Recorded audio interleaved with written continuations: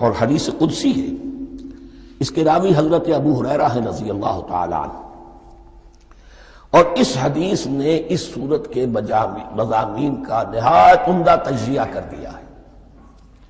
حدیث کے الفاظ سن لیجئے، قسمت الصلاۃ بینی و بین عبدی نصفین۔ اللہ تعالیٰ فرما رہے ہیں، حدیث قدسی ہے، میں نے نماز کو، صلاۃ کو اپنے اور اپنے بندے کے درمیان آدھا آدھا تقسیم کر لیا۔ فنصفها لی ونصفها لعبدی، اس کا نصف جو ہے وہ میرے لیے ہے اور نصف جو ہے وہ میرے بندے کے لیے ہے۔ وَلِعَبْدِي مَا سَأَلَ، اور جو میرے بندے نے مانگا میں اسے دوں گا، میرا وعدہ ہے یا میں نے اسے دیا۔ اس کے بعد اس کی تفصیل آتی ہے، اذا قال العبد، جب بندہ کہتا ہے الحمدللہ رب العالمین، قال اللہ حمدنی عبدی، جب بندہ کہتا ہے الحمدللہ رب العالمین، اللہ فرماتا ہے میرے بندے نے میری حمد کی۔ وَإِذَا قَالَ الرَّحْمَٰنِ الرَّحِيمِ قَالَ اللَّهُ اثْنَىٰ عَلَيَّ عَبْدِي، جب بندہ کہتا ہے الرحمن الرحیم، اللہ فرماتا ہے میرے بندے نے میری ثنا کی۔ وَإِذَا قَالَ مَالِكِ يَوْمِ الدِّينِ قَالَ اللَّهُ تَعَالَىٰ مَجَّدَنِي عَبْدِي، میرے بندے نے میری تمجید بیان کی، میری بزرگی بیان کی۔ اب یہ تین آیتیں ہو گئیں، تینوں میں اللہ کی حمد ہے، ثنا ہے، تمجید ہے۔ یہ تین آیتیں خالص اللہ کے لیے ہو گئی۔ اب چوتھی آیت آئی، ایاک نعبد و ایاک نستعین۔ اس کے بارے میں جب بندہ کہتا ہے اذا قال العبد ایاک نعبد و ایاک نستعین، قال اللہ تعالی ھذا ما بینی و بین عبدی ولعبدی ما سأل، یہ میرے اور میرے بندے کے درمیان ہے۔ یہ تو یوں سمجھیے کہ یہ گرہ لگ گئی ہے میرے اور میرے بندے کے مابین۔ اس نے مجھ سے قول و قرار کیا ہے، اس نے میری بندگی کا اعتراف کیا ہے، اس نے تسلیم کیا ہے کہ میری ہی بندگی کرتا ہے اور کرے گا، اور مجھ سے مدد چاہیے ہے۔ ھذا ما بینی و بین عبدی، یہ معاہدہ ہے، معاہدہ دو فریقوں کے مابین ہوتا، یہ میرے اور میرے بندے کے مابین ہے۔ وَلِعَبْدِي مَا سَأَلَ، اور میں نے اپنے بندے کو دیا جو اس نے مانگا، وہ میری مدد چاہتا ہے، میری مدد اس کے شامل حال رہے گی۔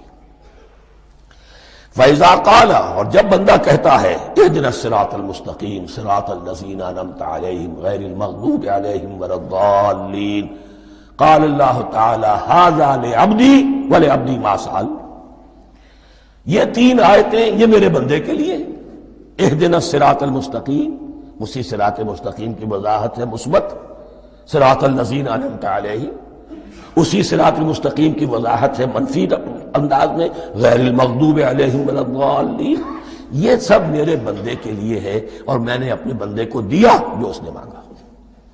اس کو میں نے ایک مرتبہ یہ ترازو کی شکل میں اس کو لکھوایا تھا۔ دیکھیے یہ ایاک نعبد و ایاک نستعین، یہ ہے وہ ترازی کی وہ ڈنڈ، واو جو ہے ایاک نعبد و ایاک نستعین، واو جو ہے گویا کہ وہ مٹھ ہے جس سے کہ ترازو کو پکڑا جاتا ہے۔ ادھر ایک پلڑا ہے جس کی تین آیتیں ہیں، الحمدللہ رب العالمین الرحمن الرحیم مالک یوم الدین۔ اس کا نتیجہ کیا نکلا؟ ایاک نعبد۔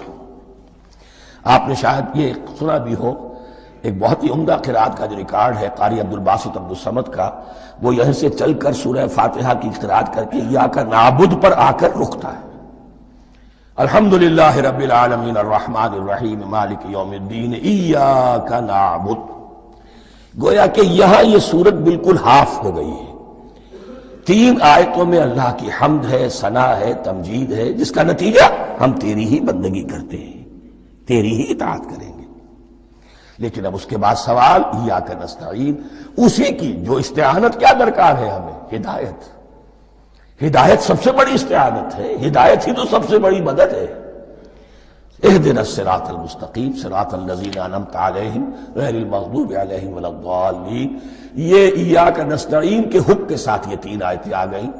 اہدنا الصراط المستقیم صراط الذین انعمت علیہم غیر المغضوب علیہم ولا الضالین قسمت الصلاة بینی و بین عبدی نصفین فنصفها لی ونصفها لعبدی ولعبدی ما سأل۔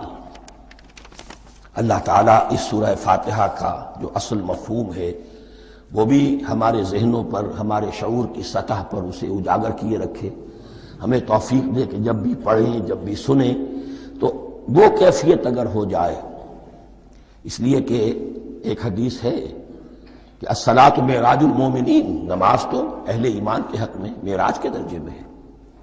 اس حوالے سے ہم یہ سمجھ سکتے ہیں کہ کوئی وقت ایسا آ سکتا ہے